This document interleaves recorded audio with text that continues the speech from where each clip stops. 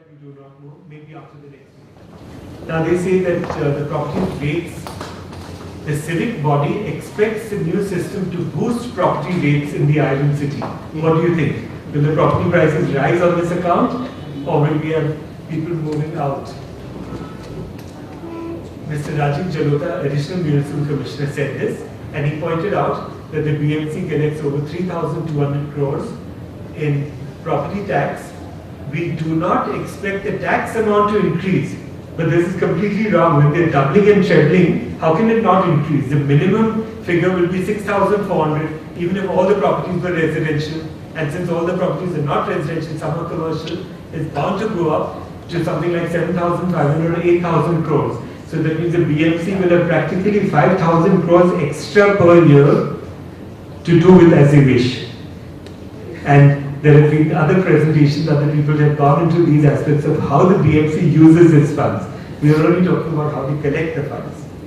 But they will have so much more money, and yet I don't think that we will see any substantial improvement in our infrastructure.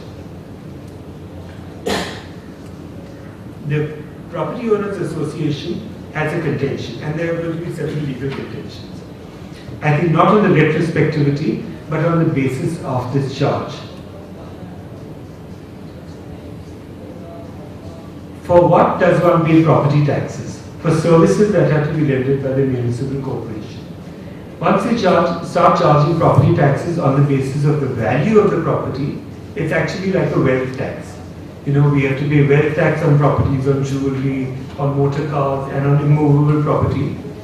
That is also in reference to the value, and so is this. So therefore the property tax that they are charging is actually nothing but a wealth tax. And in fact, in many cases, it's going to be much higher than the wealth tax, because the wealth tax is 1% per annum, and business properties used for your own business are exempt.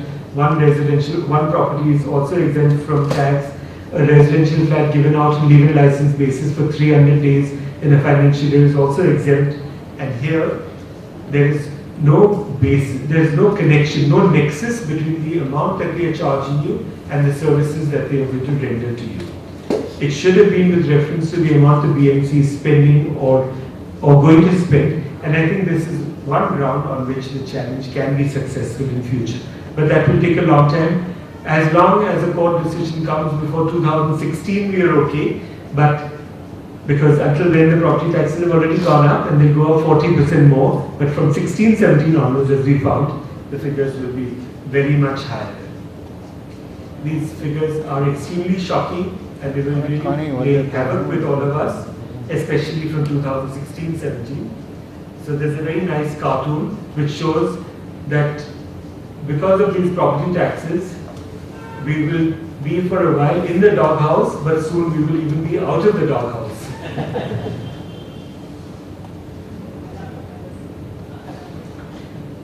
So our second subject is TDS on transfer of immovable property. Sir, do you want to take the questions for the capital value property tax? Let me finish this. This will take 10 minutes more. There will be TDS on transfer of immovable property. This was actually introduced first in the budget of last year, in 2012, in a different format. And then they did not implement it last year, they decided to implement it this year, but with certain changes. The new section will be section 194IA. Last year's provision was that you would have to give proof of payment before you went for registration, otherwise the registrar would not register it at all. But then they removed that, and now you do not have to give proof of payment, but you will have to pay the TDS with effect from 1/6/2003. Going forward, there will be more certainty. There are some issues which relate to the transition, and apart from that, anyway, we need to understand the implications of all of this. The section is 194IA. This says any person being a transferee responsible for paying, other than the person referred to in 194LA. This refers to government acquisition of property. So any person responsible for paying to a resident transferor. This is not deductible with reference to payments to a non-resident, because there's already another provision for that. Section 195 of the Income Tax Act says that if you are making payment to a non-resident, then you have to deduct tax at the full rate applicable, which may be 22.66% if it's a long-term capital gain, or 33.99% if it's a short-term capital gain. And if the non-resident does not want so much deduction, then he has to apply to his ITO under section 197 of the Income Tax Act to get a certificate for lower deduction or for no deduction. For example, suppose a person is selling a flat for, let's say, 75 lakhs, and he had bought it for 60 lakhs of rupees 4 years ago. He gets the benefit of indexation.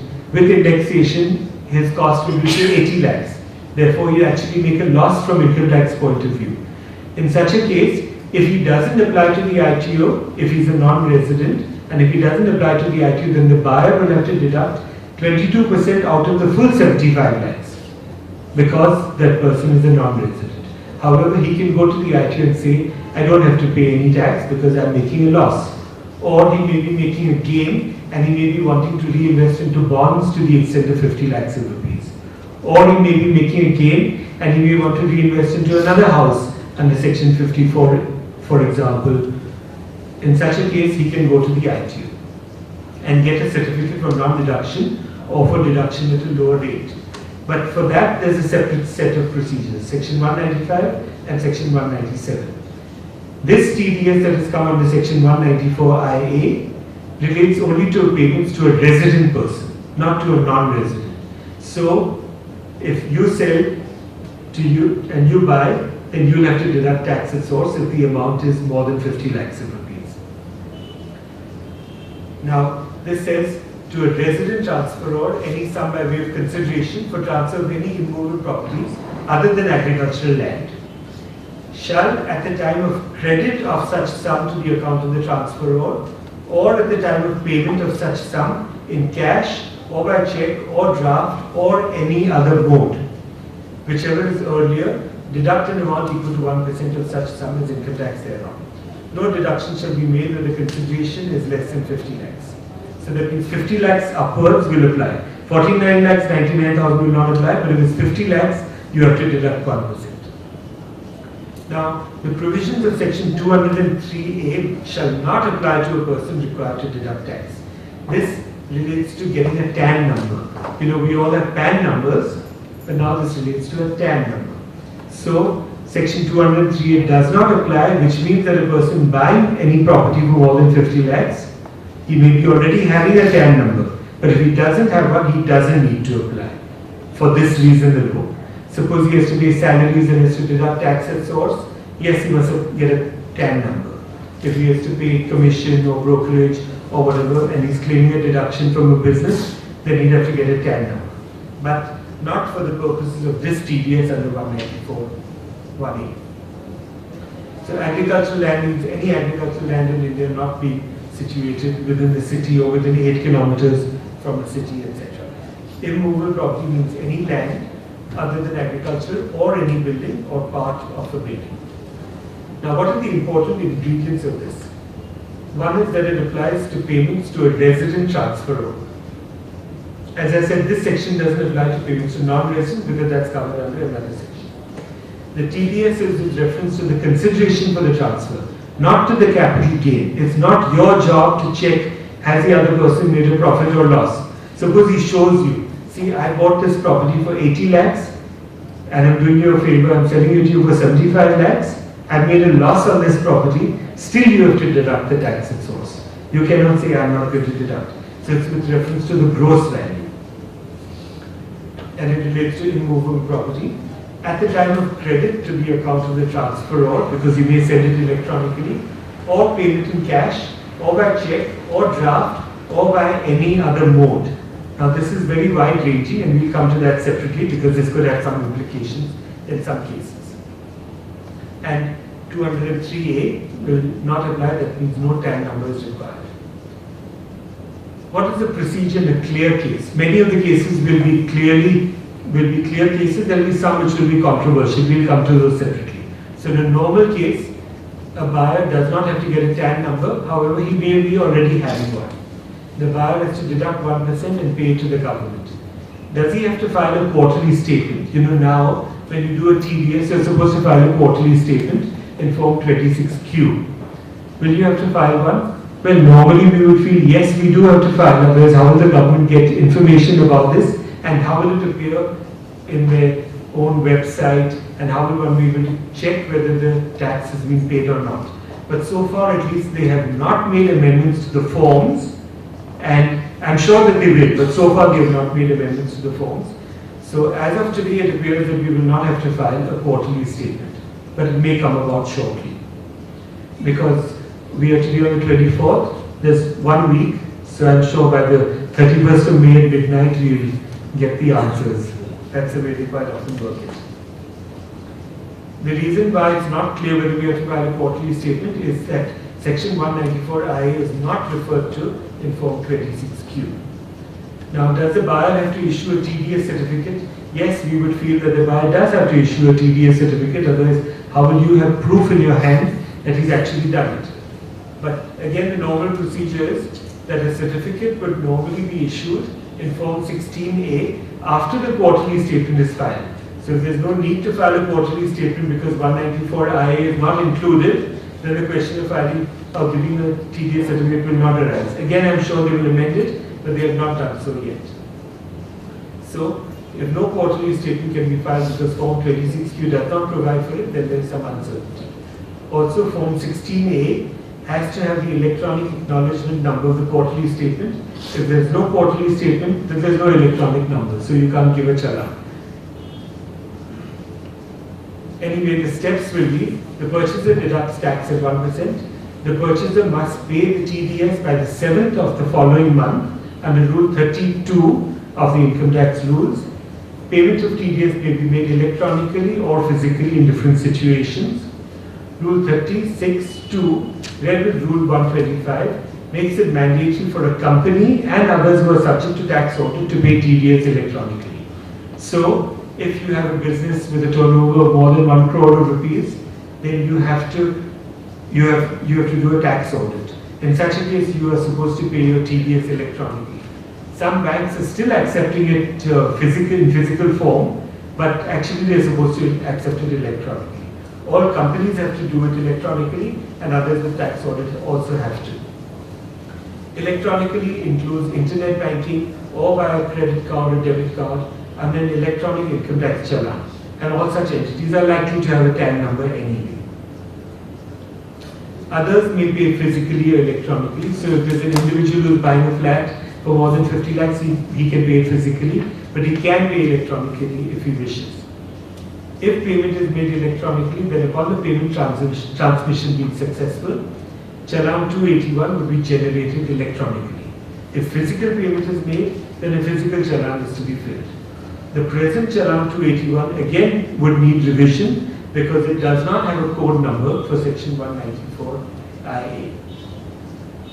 After the payment has been made, Form 26Q being a quarterly return would have to be filed.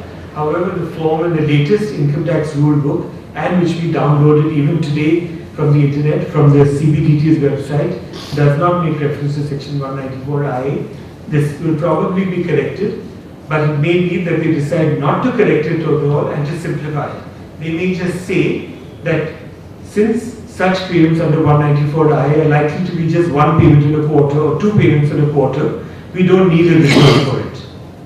Maybe you can just give a challan or just give a certificate to the seller of the property, but we do not. This is an open area right now. Now, if a return has to be filed, it has to be done by the 15th day from the end of the quarter. That means, so the quarter ended 30th June, it has to be filed by 15th July. And the TDS certificate will have to be, it should be by the 30th. The 30th day from the end of the month. So TDS certificate will be issued in Form 16A by the 30th day from the end of the month, following the end of the quarter. So by 30th July, you have to issue the certificate. Now, this is the 281, challan number 281. As you can see, there's a red arrow against a code. The reverse of the challan form, the latest one, shows Section 194I, then it goes on to 194J, but it has no reference to 194IA yet. They may change it, but so far it's not been changed.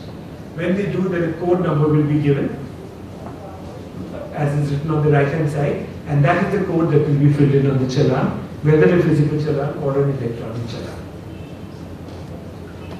This is a Form 26Q in which the quarterly return or quarterly statement has to be filed by the 15th day from the end of every quarter. Now this refers, as you can see, to section 193, 194, 194A, B, 194Z, etc. G, H, I, but not IA yet. So that may come, but it's not come so far. And these were the income tax amendment rules by which this form came about.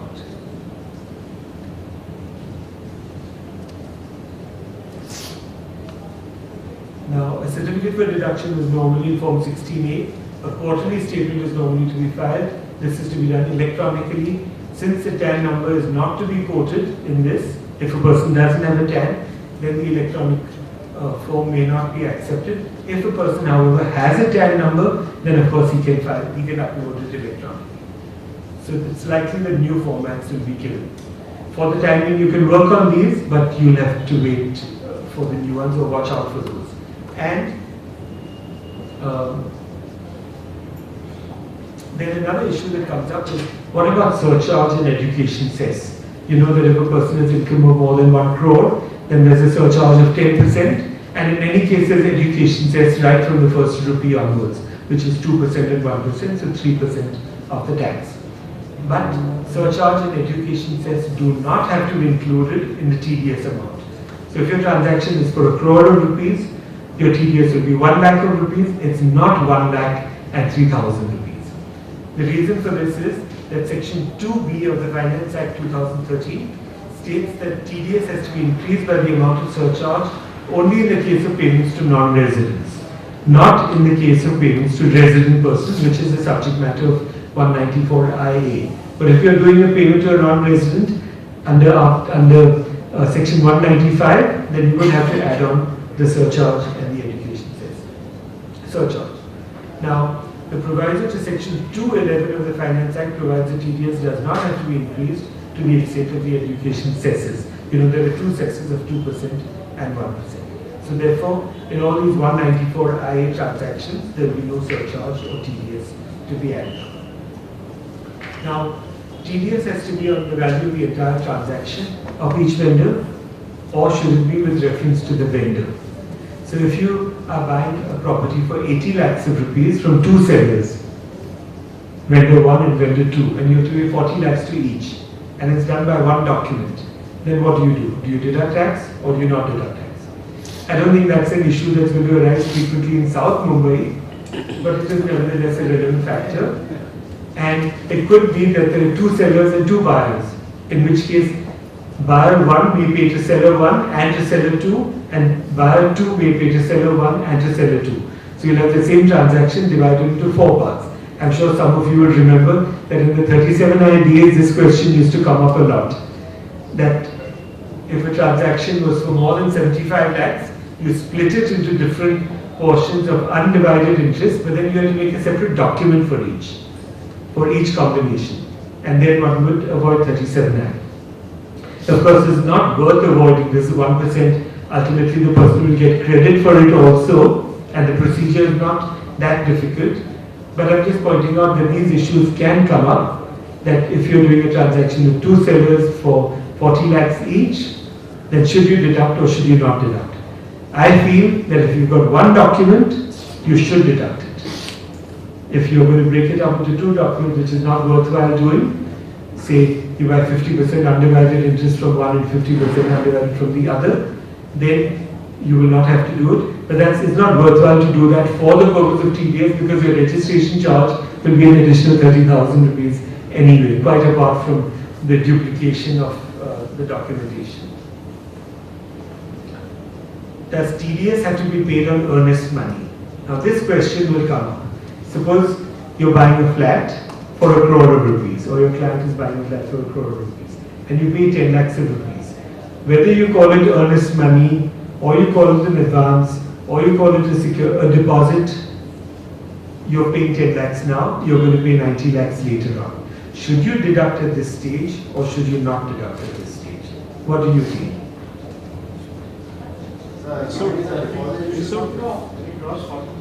But it is a part of the entire value. Yes. So obviously you will have to pay the tax on that. Not immediately. Exactly. I feel that because one is not sure, therefore one should not have to deduct, because today it's only a refundable deposit. Even if you call it earnest money, which can be forfeited by the buyer. Suppose I am buying a property and I pay 10 lakhs of rupees, and suppose I don't complete the transaction, I back out, then I may forfeit that 10 lakhs. But another situation is also possible, that I am ready to go ahead and pay, and I find that the title is not clear. In that case, I'll tell the seller, please return my 10 lakhs to me. This amount has not gone to him, the transaction not got concluded. Or another situation could be that the seller doesn't want to go ahead. I'm ready to go ahead, and I say, here's my pay order for 90 lakhs. He says, no, I've changed my mind. I'm not giving it to you. I've got some family issues or something. And I say, fine, I'm exiting from the transaction. Give my money back and I'm okay. In such a case also, since the transaction did not go through, I feel it is not necessary to pay in such a case. But what? Transfer is there. Yes, but what about a builder's agreement? Because the 2080 scheme is for the payment of And not only after that's 2 years. correct. And not only that, suppose you're buying a flat from a builder, you pay your initial amount, you actually get your document registered, you pay your stamp duty of 5% of the amount. Even then, of course, you may have the right to exit from the transaction, but there the transaction is much more crystallized, it's much more sure, because the builder has given you a certificate of offer agreement, whereas in the case of an individual sale, that may not be so. It's still subject to title even at the MOU stage. So in the case of a builder, you will have to keep, I feel that you will have to keep deducting.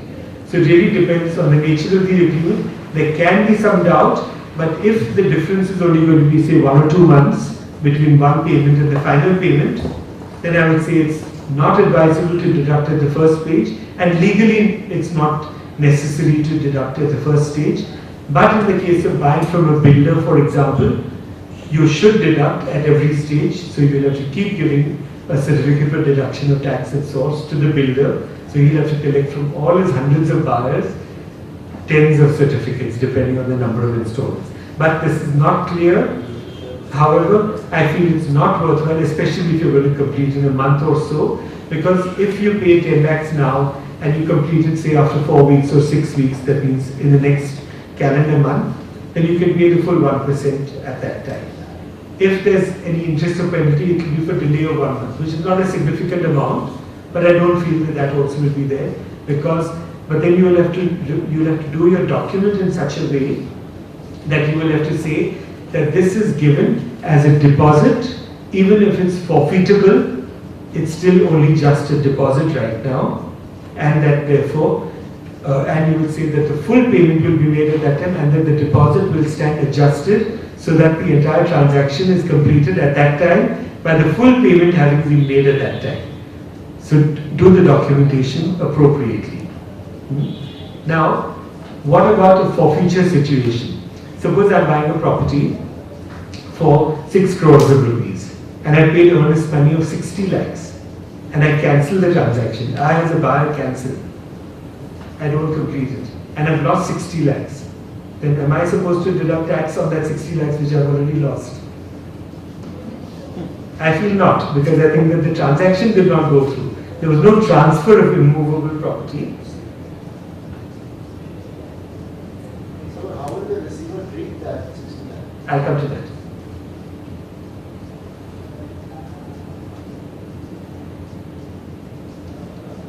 This says any person being a transferee responsible for paying to a resident transferor. If the transfer doesn't take place at all, then there is no transferor. So I think the TDS doesn't arise in the case of earnest money. You asked about how the seller treats the amount of earnest money which stands forfeited to him. Section 51 of the Income Tax Act provides for that. Section 51 actually is a very short provision. It's been there since the beginning of the Act. And this says that suppose a person has bought a property for 1 crore and now has agreed to sell it for, say, 6 crores. He's got earnest money of 60 lakhs. The transaction is cancelled. The 60 lakhs comes to him, is forfeited to him. Is it taxable now? The answer, it is not taxable now because he has not transferred the property. When there's no transfer, there's no capital gain at all. But the 60 lakhs which he's kept with himself will go to reduce his cost. So since his cost was 1 crore, it will become 40 lakhs. And then when he sells it, then 40 lakhs will be his cost. But this section was introduced in 1962. That time there was no concept of indexation. So will it be 1 crore that will be indexed till the date of sale? Or will it be 40 lakhs that will be indexed to sale? Or will it be that 1 crore will be indexed to the year of forfeiture, then brought down to 40 lakhs, and then 40 lakhs will be indexed up to the year of sale? That's not clear. So these situations have arisen in a couple of cases. We've taken it usually an indexation from the beginning, and so far at least it's gone through.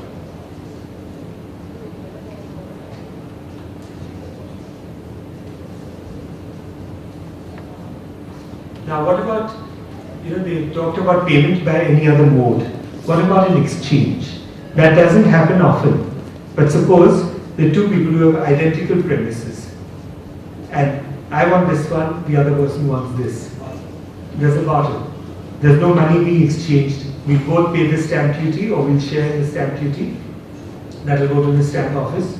We may have to pay society transfer charges, but there's no payment between us. Are we supposed to deduct tax? If so, what? Can we deduct 1% of the property and give it to the government?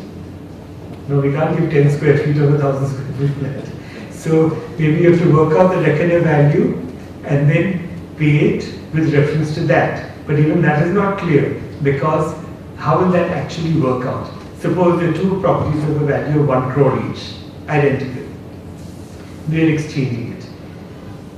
If I deduct 1 lakh of rupees and pay it to the government on behalf of B, and B deducts 1 lakh, or not deducts, there's no question. I give my property and I pay 1 lakh to the government, and B gives his property to me and pays 1 lakh to the government. Now what has flowed out from me is 1 crore 1 lakh. What will he get credit for? He'll get credit for 1 crore, and he will also get credit for 1 lakh, which will go against his income tax return and his tax payment, etc. So in a way it will look as if he's transacted for 1 crore 1 lakh. Now what he's reinvested into a property is only 1 crore rupees. He's not invested that 1 lakh. So what is his cost? Is his cost 1 lakh or is of the new property, is it 1 lakh or 1 crore or is it 1 crore 1 lakh? It should be 1 crore, but when he's parted to this 1 lakh, these issues will arise. And if it's a short-term capital gain, for example, one example is a long-term capital gain. You can sell your property and buy another one, and the other person selling his and buying yours, and it goes under section 54, for example, or under section 50 of the Income Tax Act, where depreciation is being claimed. But what if it's a short-term capital gain? Suppose I had bought my property for 90 lakhs last year, and today the value is 1 crore, and you had bought your property for 85 lakhs 2 years ago, and the value is today 1 crore. Now, if I give you my property and I pay 1 lakh to the government, and you give me your property and pay 1 lakh to the government, then your sale proceeds might be treated as 101, because the amount of the TDS is supposed to be included in your return as your income. Otherwise you don't get proper credit for it. So it will be as if you sold it for 101. Now if your consideration is 101, then your stamp duty should not be on 1 crore, then you should have increased your stamp duty also and paid 5,000 rupees more. So there will be some complications. We hope that the government will come out with clarification. But otherwise, anyway, exchanges are not very frequent. But when you do come about, be careful. Logically, there is no sales tax on a barter, so there should not be stamp duty also on a barter. No, but there is. It's under Article 30 of Schedule 1 to the Maharashtra Stamp Act. It's on the value of the higher of the two properties. The higher of the Family divisions. A family settlement is. Because you're not transacting money, but then I'm getting my property and they're getting their That's property. more in the nature of a gift. But that is if it's within the definition of relative as set out in section 56 of the Income Tax Act. If it's others, like suppose a cousin is transferring to you, then these issues can arise. Exactly. But if it's your father or mother or your father's brother transferring to you, it's okay. But if you're transferring to your father's brother, then there could be a problem. So these are issues that will arise. Family division. Yes, family settlement. That's it. But there, not only the 1%, the 1% will be a small issue there. The bigger issue there will be section 56, Because if, for example, you transfer a property to your uncle, then he will have to pay tax on the value of that entire property at 33%, as if it's income in his hands. So that will be a bigger problem than even the 1%. And section 50C also can come into the picture. Now, when usually, of course, properties that we buy are capital assets, but suppose a builder is buying land as stock in trade. If he doesn't deduct that 1%, of course, I'm sure many will because it's not a difficult thing to do. But suppose a builder misses out deducting that 1%, then because he has not done the TDS, that payment will get disallowed in that year and will be allowed only in the year in which he actually makes the payment. So it is important to be watchful of this also. Now section 199 gives credit for tax paid and not merely payable. So suppose you are selling a property and the buyer has to pay you 99% and has to pay 1% to the government, and he's supposed to give you a TDS certificate. When should he give it to you and what should you provide in your document? Many times it happens that a buyer comes from out of Bombay, he'll come from Delhi, he'll sign his document and say, give me my money, I'll come to the registrar, I'm taking the next flight out. And I want my TDS certificate as well. But when can you give it to him? As we saw, you have to first pay the amount, then you have to wait for the quarter to get over, then you have to file your statement or return, and then after that you have to issue your TDS certificate.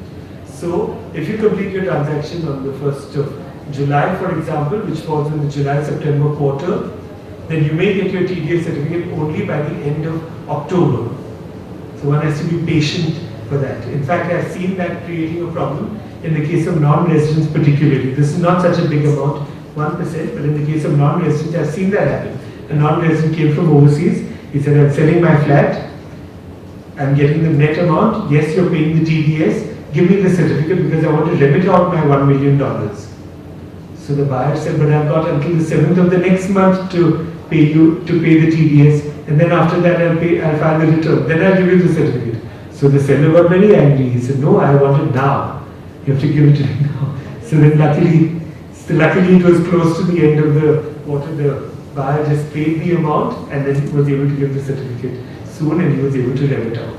But you have to be careful in your drafting also. You have to tell the seller that he will have to be patient and he will have to wait till 1 month from the end of the quarter in order to get his TDS certificate. And you'll have to tell the buyer that he must hurry it up as much as he can. But you can't file a statement for the quarter until the quarter is over, because you don't know what are the payments you made until then.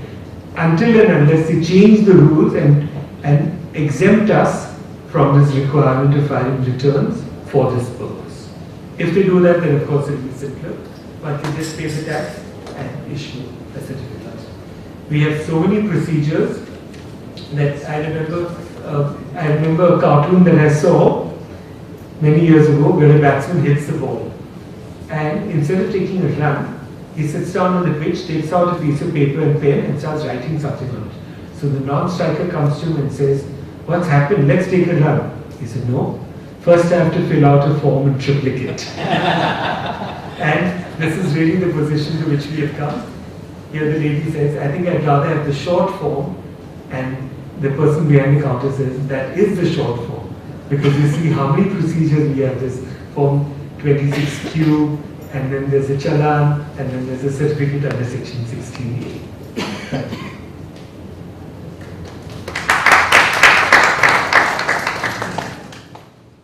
Now we can have a question and answer module, and Mr. Praveen Makhija from P. Nandlal, he is a chapter member in the Bandra chapter, and he's going to help moderate the Q&A session.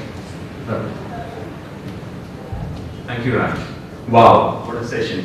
I'm sure we all are very enlightened, and at least I'm full of all the things that we need to do and learn, and also at the same time excited that I have an edge about all the others who have not attended. I congratulate all you guys here who have come, taken the initiative and made a point to learn something extra which will take you a long way ahead. Great guys, give yourself a good Clap. Okay. So, my God, I have a lot of things to ask. I don't know about you guys. So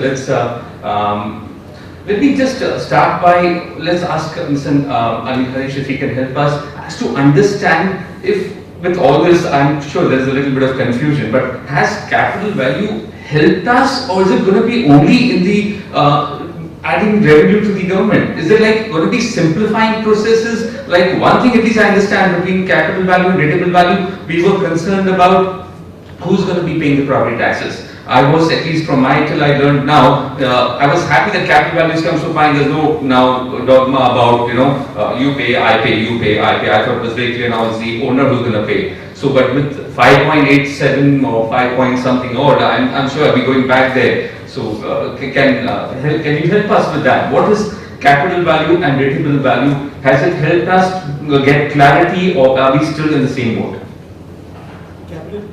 Capital value has helped in getting clarity because now anyone can calculate the tax, and the BMC has worked out the figures and given it to us so that we know well in advance what the tax liability is now and what it's going to be in future. Under the rateable value system, it was very opaque. We just didn't know what was happening. Even when a new building was constructed, the builder would often tell you, I have not yet got the property taxes fixed, I'm fixing it. This is what fixing it. Yeah. So that would happen, but we found that the property taxes in newer buildings are so much higher than in existing buildings. In South Mumbai, for instance, in many buildings you may pay 500 or 800 rupees a month, and in new buildings, even in the suburbs and here of course, you often have to pay 15,000 or 20,000 rupees a month by way of property taxes. So the rateable value system was not a good system in the manner in which it was implemented. The capital value system, I think, is a reasonable system going forward, but it must be related to the amount that the corporation is spending, which is a different subject matter. There one has to have accountability from the corporation. But more than anything else, what I'm concerned about is the rates that will be charged in 3 years from now. Because it's 5.6% and even 0.775 for residents, it will become very high compared to what we've been used to. Absolutely, absolutely. Anybody else has any question? Vikram, you had something? No, not regarding the. Please, please. Shyam, yes. First of all, I would like to congratulate Raj for bringing you here and giving us such an enlightenment on the very draconian issue which is there. Congratulations, Raj. Sir, I would like to understand what will be the plight of the landlord. I was talking to Mr. NPT, who is the Property Owners Association's chairman. He was telling that if the tenant does not pay the tax, the recovering authority being BMC, they will be having the lien on the flat. They can even attach the flat. That's correct. Now, the property is being owned by someone who is a landlord. That tenant who has defaulted, and the corporation is going to take charge of the property. How is this?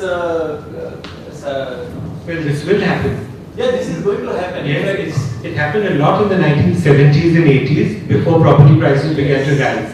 When property prices began to rise and landlords were somehow able to manage. But till the 1970s it was very difficult.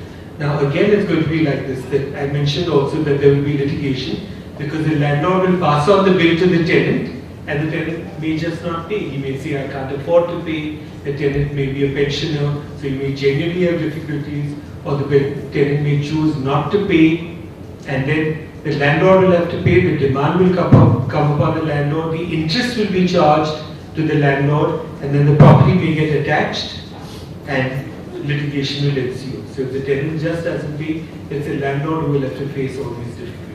Yeah, because BMC being a service providing authority only Yes. has become a revenue collection authority now. Yes. I have heard that they might also be entitled to go to societies and recover from independent tenant, not giving the rights to the society for recovering the. Actually, they are already doing that. They are already doing it, yes. They are already doing that. You know, for example, in one society, there was one person, one flat owner who had given his flat out on leave-in license basis to a bank. So he was getting several lakhs of rupees, but he was not paying the property taxes or even his regular bills to the society. The rest of the members had to subsidize him because they didn't want a problem from the BMC. So they were paying the amount, then they had to file a suit against that member, and they recovered the amount from him finally. Thereafter, the society went to the municipal corporation and said, we want separate bills. So that if there's a bill separately for flat number 1 and 2 and 3 and 4, then if the owner of flat number 1 doesn't pay, then the BMC will be able to recover directly from that person. So that's better in a way. If a person's a defaulter, then he must pay. Why should the other subsidize it? Great. The another one that it came to my mind is capital value now being charged retrospective 2010. Now in a situation where there is the owner has sold the flat, in 2010 or 2011 he sold it. Now how does one go about it? Does it how the liabilities on whom? The current guy who has purchased it and is not aware of the situation suddenly comes with a bill of 2x and 3x or whatever that be, or is it claimable back from the earlier seller? It depends on the agreement. Usually the agreement will say that the outgoings and liabilities for the period up to the date of sale have to be borne by the seller and thereafter by the purchaser. But actually to recover these amounts is a different volume. That's a different If the story. amounts of 2, 3, 5,000 rupees, it's okay, but when the amounts are larger, it's going to be very much more. Correct. Anybody having any other query? Can I invite? For TDS, now sir, you said that the TDS certificate will come in later. I suppose I am the seller, he is the buyer. He is not giving me the TDS certificate at the time of signing. Is it unreasonable on my part to ask him to keep that 1% in escrow till the time he provides me with a certificate? Because I can't keep running after him after the transaction is over, after handing over the property. I have nothing but a piece of paper which is also the original with him. Even if you don't actually get the certificate, maybe what you could do is insist that he pay the amount and give you a copy of his paid challan. Then the certificate will follow or will not follow. But at least once he's paid. Does it mention my? Yes, it does. 26 years. Yes, it does. You get a credit in your account. It will appear, you'll be able to see it. He That's files it. that portal. That's it. But once he pays you the amount, once he pays that amount of TDS under the form, under the challan 281, Yeah. he should give you a photocopy at least of that challan so that you know that the amount has been paid, and then electronically it will appear on Appendix AS, which you will come to see later on. So you won't have the certificate till later, but at least you should know that the amount So I has am been able to get to know about the credit. I don't know whether he's. paid. So you will get, because once the amount has been paid and he's got the challan back from the bank, so that actually is an important thing.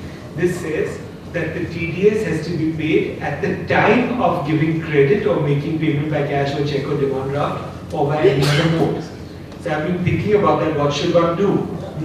I thought that maybe a person could take out, the buyer could take out the check 3 or 4 days earlier and pay that amount of 1% 3 or 4 days earlier so that he gets a paid challan back and he can attach that. Even though it's not a requirement to attach it to the sale deed, it could be attached or it could be given by a separate letter Also be mentioned in the agreement. and it could be mentioned in the agreement. But suppose the person has paid this 1% and if the transaction in the last minute falls through, then he has to get a refund. The law does provide for a refund, but of course it's very difficult. So I'm still on that same point. He has made the TDS payment to the bank. Yes. How will I get? I will get credit only after he files the quarterly returns. I will in my 26 years That's income it. return. So how do I know he's paid my TDS? But the fact that he's giving you the challan, a copy of the challan means that he's paid. Could Could be anyone TDS else's. for somebody else. Could be anyone. So He I am made still under right. the. That's it. But there's an obligation upon him. There will be an interest liability, there can be a penalty on him. And if he's deducted and not paid, which would be the case, that he has to pay you a crore of rupees, he's paid you 99, and he's not paid you that one, that means he's deducted that one. And he's not paid it to the government, then he's open to prosecution. But you're not concerned with whether he goes to jail or not. You're concerned with yourself. I'm not concerned. Challan says it clearly. I see. No, it only says the payee number, not the I payee. don't know if I'm getting my TDS or not. Doesn't So I'm mean the still payee in is a fix. I'm just, TDS. sir, I need some protection before I sign the statement.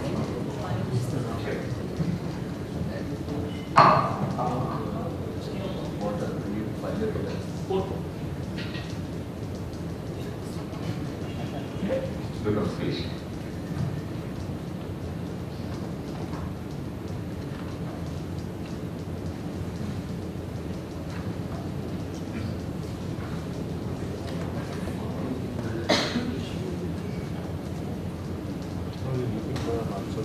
The challan does not mention the name of the payee. No, never. It only gives the total. Because Payment the is amount. That's all. It's a total amount. So there will be this difficulty. Yes, I'm not going to sign on the sale deed till you provide something 1% in escrow. I'm not going to sign on the But sale even deed. if it's kept in escrow, even if it's kept in escrow, if the escrow holder, the payment has to be made by the 7th of the next month. Correct. So therefore, even if it's kept in escrow, and even if the escrow holder pays the amount, he'll have to pay it under a challan. That challan will be the same challan form 281, which means that the name of the payee will not be there. Now, suppose 1% is kept with me, and I pay this 1 lakh on your behalf for credit to you. And I inform you that I paid, and I give you the copy of that, but still your name is not mentioned on it. Therefore, if you don't file a return at all, or if you file a return and show that you paid someone else, that you don't actually pay someone else's amount, but you appropriated towards that, then Vikram still has a problem. Yeah. Could be possible only by paying that 1% extra once, and then when your return is done, then you get the escrow back from your lawyer. I, as a purchaser, sir, I need my food. I will not sign the sale deed, sir. But the same issue will arise any amount of tax.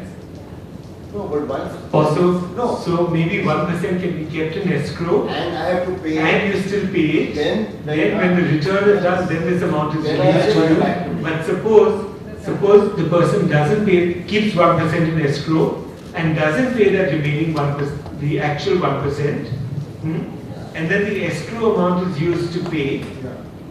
When the escrow amount is used to pay, again it can be appropriated against something else. No, but escrow, sir, if you trusted an escrow, Yes, you are trusting the escrow, Yeah. but the escrow holder has to do it under a challan. That challan is still going to be Form 281. That Form 281 still doesn't mention the name of the payee. So suppose I pay it and still the buyer appropriates it against his other TDS. so this is one problem which I have been. I suppose this is the reason why they removed that last year section, because it said that you have to pay and attach the paid challan with the registrar. But they must have realized these difficulties, not that they've addressed them anyway. maybe for But this- maybe they will come out with the new system and not require a form to be done and say that this is outside the scope, just as it is outside the scope for of this code, we 203A. give another. Just as it is outside the scope of 203A, which means no TAN number, so maybe they'll come out with this. Just like our fringe benefit tax was removed That's it. by Chidambaram, it had been introduced. I hope this is also. I hope so, really. No, maybe we can change the code and give you a confirmation. Yes. Under construction, and you pay the initial amount, they do not deduct the CDS over there. I know that's another issue. That suppose you've already entered into an agreement, either with the builder or with an individual. Suppose you pay 10% earnest money that term, you have to pay the balance later. Or you pay the builder so many installments and you have to pay the rest. Then would it be that you have to pay with reference to the value of the property, or only the remaining payments that have to be made hereafter? Again, there's no clarity on that. I suppose by way of abundant caution, along with the next installment that you pay to the builder, you should cover the 1% of all the back payments. But they don't let you. But the builder may not, but I think now they may have to. So that's something you'll have to talk to your builder clients about and tell them. Up to 31st May, some payments are being made. Yes. From 1st June. You see, that happened with the VAT also. Earlier there was no VAT, then they made it 5%, then they brought it down to 1%. At least then they charged it only in respect to those payments that were made after the cut-off date, and not the payments that were before.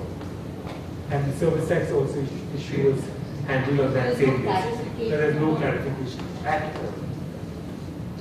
I noticed something interesting. Yatik, you have something please.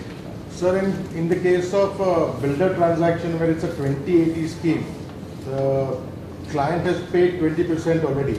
Yes. And now he's going to enter into an agreement for sale. But he's going to pay the 80% only on possession. What happens in that case? The 1% will be payable when the 80% is paid, not on the 20%. No, Because the registration may be happening in June. It's not got anything to do with the registration, it's the actual payment. So that has been made before, so Yes. it's exempt from it.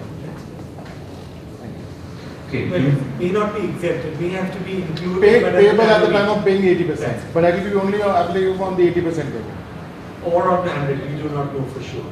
Okay. It There's will no be clarity. safer to do it on the 100% if the builder agrees. Interesting thing I noted, I don't know how many you guys observed, we're talking about calculation on the flower beds and all the open areas and all that for the capital value system. So very strange thing, but I feel, aren't we regularizing it in a different way? All these flower beds and which are now being, going to be assessed or at least being calculated for assessment. So in some way, aren't we in saying that yes, it's regularized, or are we because you're paying taxes on that now? You're I going to don't think the BMC will agree to that. Champakola is paying property tax still in And all that area is not yet certain because 0.348 and 0.775 is still ambiguous. Great. So, anybody else? I think it's a fantastic presentation that Dr. Anilji gave us, and I'm sure has brought a lot of clarity to our working, and it will slowly enhance our, and it will give us a little edge that we require in this. On a lighter note, one thing I noticed, one thing Anilji told us that, I don't know what to do, but it will surely help the brokers. Two aspects. One is obviously, like Anilji said, with all the increased taxes, people will go out of Bombay, so we'll have less population and it will be so much more livable. And the other aspect, okay, there will be less leases, more outright purchases. I'm sure there will be more purchases. The financial institutions will stop leasing and they'll actually purchase, so it will be only beneficial for us. Even if they purchase, they have to pay the property tax. That's a different. Correct. But I'm hoping, being optimistic on a better note, I'm sure brokers will prosper, and people like you and me who attend these seminars and enlighten themselves will do better than the others. So great applause for all of you guys, and thank you so much.